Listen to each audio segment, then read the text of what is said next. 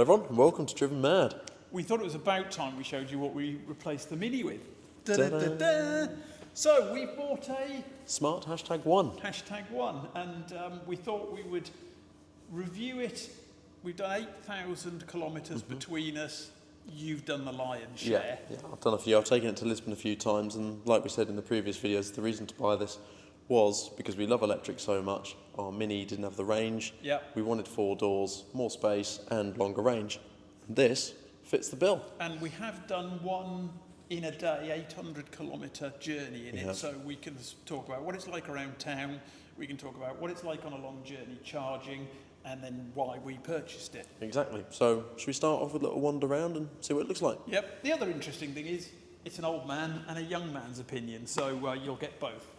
Right, so first things first, you get quite a odd looking key, and we quite like it. It's grown on us. I wasn't 100% sure, but it's a very severely good quality item. So I'm in my 60s, so this is my opinion of this car, having driven it. I've probably done, out of the 8,000 or 9,000 we've done, I've probably done 1,000 maximum. So, but one of them was a particularly long journey. We went up to halfway between Lisbon and Porto and did 800 in a day, and I did over 400 of those because I drove it all the way back. So the reason we purchased it, we wanted space, we wanted a decent range, something that charged reasonably quickly, but I also personally wanted heated seats, I wanted a heated steering wheel, and I wanted a feeling of quality. But I wanted a bit of fun because I thought my Mini was absolutely fantastic. So we went around the dealers and we found a fair few cars that we liked, but this one didn't stand up above them all a little bit. It stood quite a long way. The quality of it, I think, is fantastic, and that's what I think sold it to me. The warranty's very poor, so we've taken a risk there. But let's show you around what I like. I think it looks good. Nathan chose the colour and he chose the interior. I think the colour, personally, I think the red looks absolutely fantastic. The actual quality of the paintwork, as you can see, it's raining in Portugal today and we haven't dried it off, but it's got a lovely sparkle to it and it's really good. It's got automatic headlights, so we haven't been flashed, so I'm assuming they work very well where oncoming traffic isn't being particularly annoyed with us, so that works very well. Coming round the side, one of my probably dislikes of the vehicle are these door handles. It's, to me, solving a problem that doesn't really exist. I can't see what's wrong with just a normal handle, but at the end of the day, they work. Coming round the back, electric tailgate, fairly obvious. Boot size is, compared to my Mini, it's massive.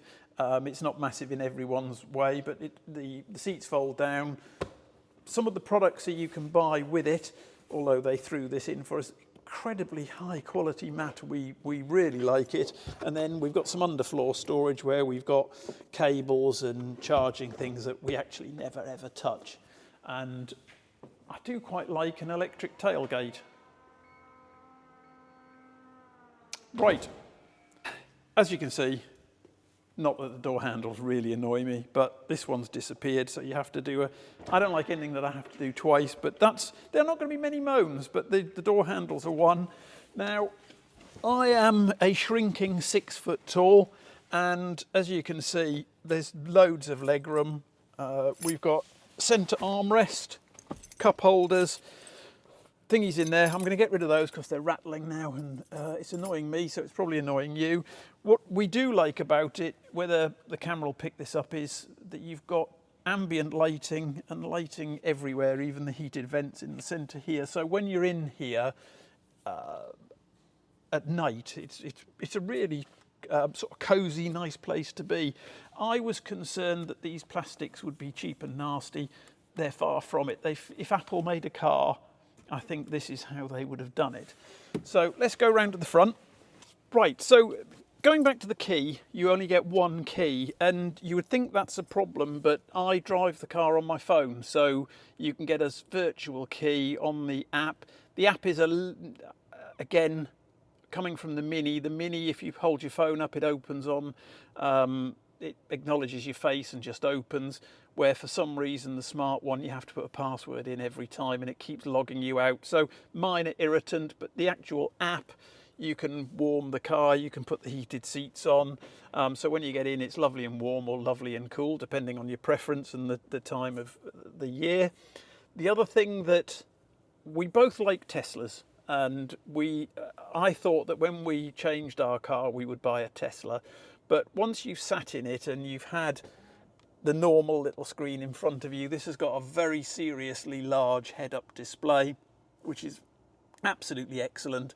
You've got all your other information here. It's got the current nannies. It's not a smart thing. It's just a thing that's very annoying. This monitors you for your attention, but you have to look at this. And again, things that are on a screen, Nathan says it's because I'm old. You have to look at it. The heating controls are here. And when you go to prod them, as I'm doing now, I look at that screen. I take my attention from the road, and therefore the nanny bleeps at me and tells me I'm not paying attention. Well, it's your fault, not mine, as far as I'm concerned. The other things that you want to turn off as soon as you get into the vehicle are, you need to go into settings. He says, if I've got it right, you go down to here, driving assistance. You want to turn off the active speed warning because it bleeps. You know, if you're sitting at 50 and you do 51, it bleeps. You go down to 49, you go back to 51, it bleeps. Blooming irritating. Every review you'll have ever seen, people want to turn it off. This is a multi-step process, and the bit that I find really strange, look, I can't turn that off. Not until you've engaged drive or you're moving can you turn that off, and it's so deep in a layer, I think that's dangerous. More or less, that is my only criticism of the screen. Other than that, everything, it's crisp, it's really fast, it's super high quality. Everything that you tend to touch, there's a picture of the car with its bonnet up. To be fair to it, it's absolutely fantastic. And you do not need self-parking with this because it's so good, which is great because the self-parking is relatively poor on it. It's too complicated for its own good, and it's so slow at moving, where again I could only comment on my Mini, and I had a Mercedes that self-parked, and I would actually use it on occasions because it did it so well. This is something that I don't use and you don't really need to. But ambient lighting is infinitely changeable. As you can see, once you're in these sort of things, they're a pain in the butt. But obviously if you want to put your profile on, so if I put my profile on, instantly moves the chair, and you can see now this has changed to white and lime green, which is the colour I've chosen. And it has voice activation. You've got a Fox here, which you can get the Fox to answer questions, turn the heated seat on and off, things like that. The deep-rooted stuff, which is turning the driving nannies, it can't do, which I find very disappointing, but there we are. Heated steering wheel, fantastic. The other thing that I thought I would love is that you get into the car, and just by getting in, you've activated it to go. So you get in, press the brake pedal, pop it down into drive, and you're off. The only thing that we found, because we park it here in our man cave, it never shuts off. If you don't lock it, all of this seems to stay active for a lengthy period of time unless you go in here and physically shut the car down, which is again more than just a button here. Would have been ideal, but there we are. Seat comfort, electrically adjustable, memory, saves varying profiles, but the profiles include the colours that you like, where the seats fit. All of that is seamless, works perfectly. The seats are incredibly comfortable.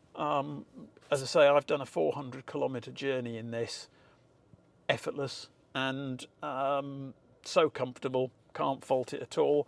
The quality of this and the quality of everything that you touch and feel, Mercedes. In fact, I would say it's better than some of the Mercedes that we sat in the showroom and Mercedes that I've owned in the past.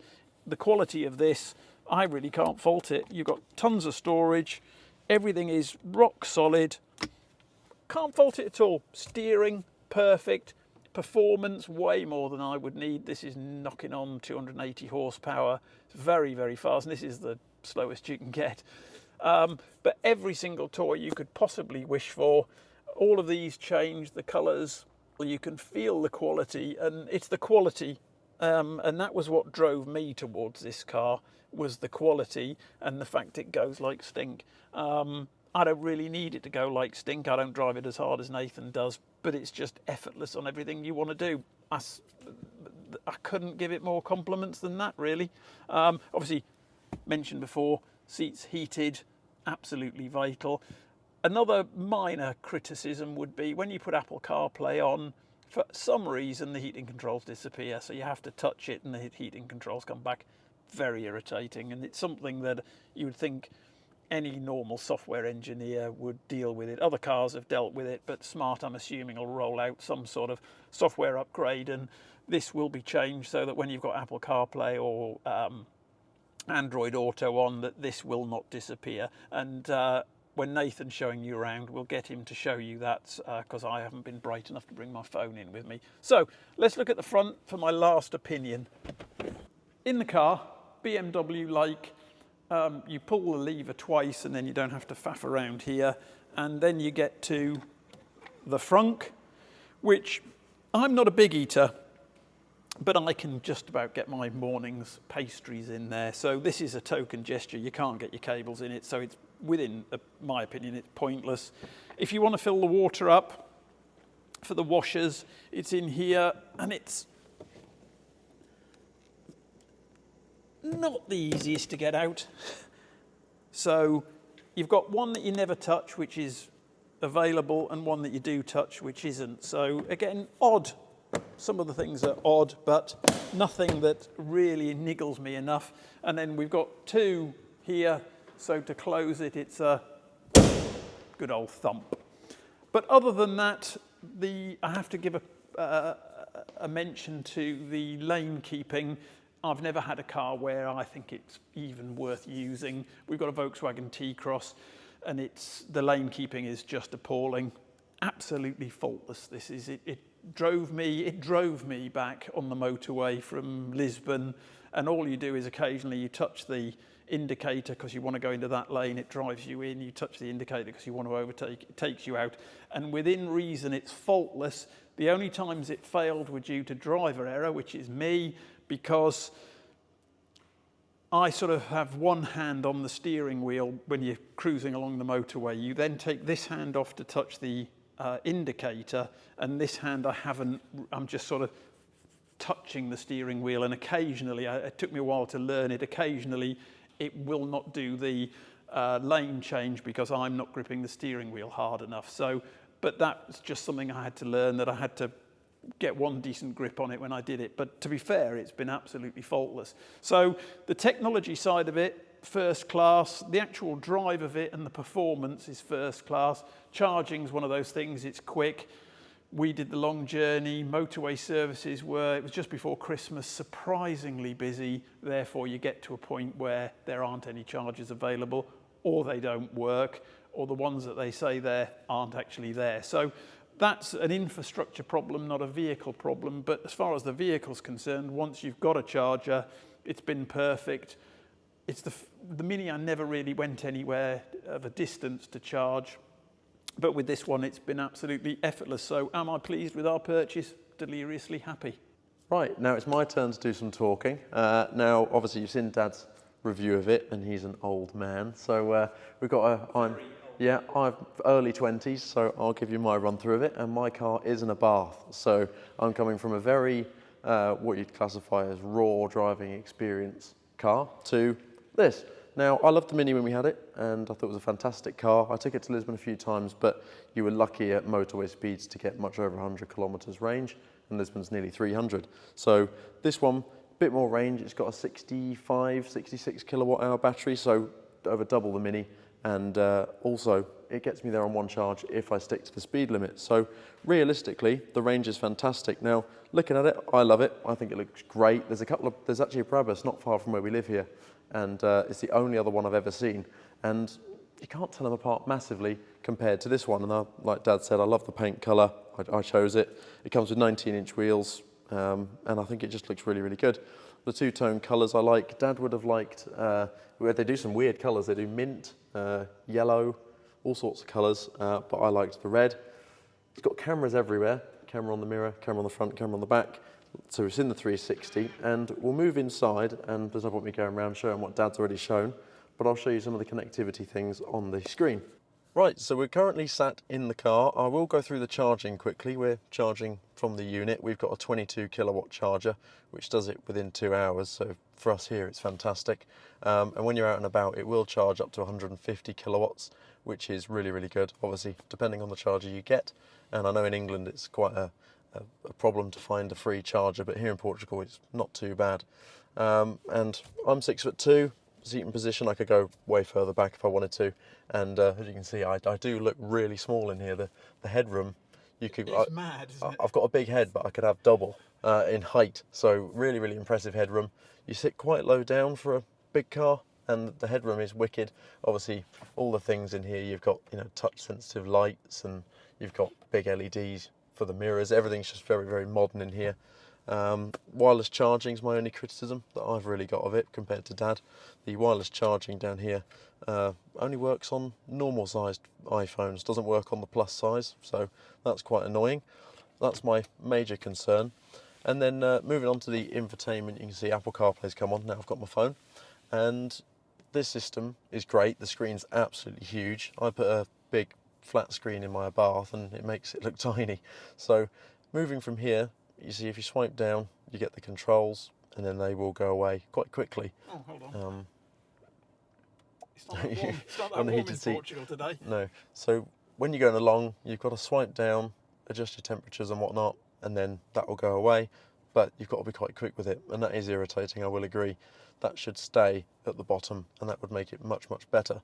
But when you're going along and you want to go out of it, you come up to the car's menu. Obviously, you've got the home screen. Me and Dad said it when we first got it. It's a bit of a gimmick. I don't really get the point of this whole home screen thing. But of course, you've got apps and whatnot. You've got separate things for the charging. You can schedule your charging times and everything, which is quite handy, especially when you want to charge off peak hours at night time. And also through here, you can connect to Spotify and things without using Apple CarPlay, which you would think would be easier, but Apple CarPlay is just great. It is. I've got one thing, if I may. What's I that? know this isn't my turn. What's that? But this screen, if it had somewhere anywhere instead of this stupid thing in the middle, or this was extended, if you had 2 or 3 configurable buttons on the screen, it would make the car perfect. That's actually very true. Yeah, if they just extended that along, that would have been great. Yeah, so that you could get rid of your nannies. You could the drive modes are here, so it's not really of an issue. No. But you could pick the 3 things that you do all the time that annoy you that you've got to find, and it would solve all the problems. It would. And you've got a swipe down menu, so you've got quick controls, but you can't configure them for anything that's really of any use. You want to turn off, the speed warnings or whatever. You can't do it on there, and that is a bit of a shame. Also, my other thing is, in the Mini, when you turned it off, you could press leave the power on, or the aircon on, sorry. Where this one, when you do it, you can only leave it in entertainment mode, which leaves the screen on, this screen on, the heads-up display on, the speakers on, everything's still turned on, which is a waste of battery when you're not sitting in the car. So it would be nice to just be able to leave the aircon on, and that would make it. Oh, we've not found out how. Oh, I've not. If anyone knows how, let us know. Yeah, because we have looked. No, we've looked. I have spent a lot of time in this car, and I've done, like Dad said, quite a few thousand in it now. But comfort-wise, the self-driving's fantastic. It's only here in Portugal. The lanes are so badly painted on in some places it can't get it, but that's very, very rare. And overall, it's just a fantastic car. My friend's got a drag racing box. If you've probably seen on Matt Watson's things, he uses his special in timing gear. And this, we've timed it, and with 2 people in the car, got 5.4 seconds to 60. So it's certainly quick. Handles well, comfortable.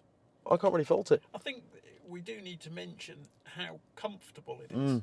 It's got a waft. It's got to a it. nice waft. It doesn't make it sloppy when you want to go quickly. No. but it's really got a nice waft to it. And the head-up display, I don't think we can. I'll see if I can get it. We get that at all? You can see all our mess. No. Right, so you can see we've got the heads-up display. So there, when you've got the navigation on Apple Maps or the smart system, it does show arrows on the heads-up display and the cruise control settings as well. Now inside, it's all Merc switchgear. I mean, if you go and sit in a EQA, it's remarkably similar. All the buttons and everything are really, really similar. We've got lighting everywhere, everything's nicely lit, and yeah, I can't fault it. It's the quality of things like that. I can't think of other cars that I've been in that have got it where they've got shonky, wavy stitching. This has all been done exceptionally well, and everything that you touch it's just got such a quality feel about it. I'm super impressed, super impressed. And the last thing we haven't mentioned is all of them come with a big panoramic. Oh look, it's our friend up there, the inflatable bloke. Inflatable man, yeah. Basil. Yeah, so it's got a full length panoramic roof. And one other little feature, which is on Dad's elbow, is a cooled glove box armrest, so you can adjust the temperature with air conditioning, so it can be chilled in summer. All right, well that sums up our little review. Yeah. We're both remarkably happy with it. We are. It's got some quirks, and going back to this quirk, obviously when we bring our car in here, we never lock it, and it didn't seem a point. Now it can do auto locking, but then every time you walk past it with the key, it kept blooming opening, which was very irritating because you keep the key. I tend to keep it in my pocket. Yeah. But if you do not lock it, which we haven't done now, it stays fully alive. The music's playing, the screens are on, so you do have to come in here and remember to lock it, and that's the only time this lock goes off. It's got some cool lights though, isn't it? It's a cool car. That's your walk me home feature. Yeah. So that goes off in 30 seconds, but now the inside's gone off and everything else goes off. It's making a bit of a noise because it's charging. Yeah, that's very true. But overall, really happy with it. And if you are considering we thought was expensive, but when you go into Peugeot and you go into all the Stellantis products, they're all the same price as this. And I don't like to be rude, but there's I can't compare the new Mini Countryman, which was the top of my list, sort of, until you realise that the Mini dealer is so poor. Yeah. That's almost universal here. The dealer for this is in a Mercedes dealer. I mean, just not interested. No, you wouldn't know they sold them most of the time. Yeah, they're just not interested. They're not interested in smart at all. No. You never see one here. But I think this is a very, very overlooked and quality product. Yeah. And obviously we're only 8,000 kilometres into it, so reliability we can't tell you. No. I don't see any reason. I think those door handles will break, but that's me being cynical. I think that they build things into these cars now to break, so that you have to go to the dealer, because the Mercedes dealer did tell us actually that they doubled the price for labour on electric vehicles because they don't make enough and there's nothing to do. No, so, it's terrible, really. They told us. They told us that. So hopefully that's what it will be. There'll be nothing to do. Hopefully. The Mini was perfect. Didn't have a single issue, and that's why we went back to electric. We never stayed with electric. And if you're in the market for a 4-door electric car, we would highly recommend you go and test drive one of these because we love it. Yeah, really. Other than the only thing that made me hesitate was the poor warranty. It is very poor. It's 2 years, and then they gave us another third for, I think, just to stop me moaning. Yeah. Anyone will do most things to stop Dad moaning, to be honest. But hopefully you guys enjoyed the video. Any questions, please ask, and he'll probably answer them because he knows it inside out. And hopefully you all had a good Christmas and New Year. This will be the first post this year. It's a little bit slow for us. We've been extremely busy with other things other than loafing around in here. We have. So thank you guys for watching, and we'll catch you in the next video. One day I'll change all of my wicked ways, and happiness will start to make sense. Happiness will start to make